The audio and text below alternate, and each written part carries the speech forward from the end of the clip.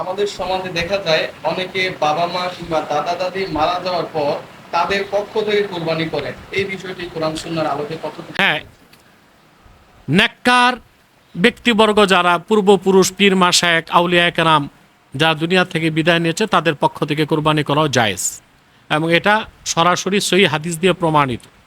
যেমন রাসূল করিম সাল্লাল্লাহু আলাইহি সাল্লামের একটা নির্দেশ ছিল হযরত আলীর প্রতি, যেটা সুনান আবি দাউদে এসেছে।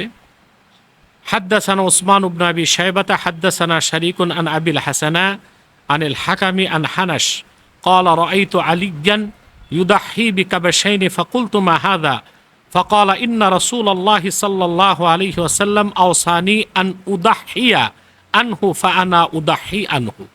এই হাদিস থেকে স্পষ্ট প্রমাণিত হয় যে হযরত আলী রাদিয়াল্লাহু তাআলা আনহু দুইটা কাবাশ কোরবানি করেছিলেন। তাকে জিজ্ঞেস করা হয়েছিল কেন কোরবানি করলেন, তিনি বলেছেন হযরত আলী যে আল্লাহ রাসূল সাল্লাল্লাহু আলাইহি ওয়াসাল্লাম আমাকে ওসিয়ত করেছিলেন আমি যেন ওনার পক্ষ থেকে কোরবানি করি, সেজন্য আমি কোরবানি করেছি।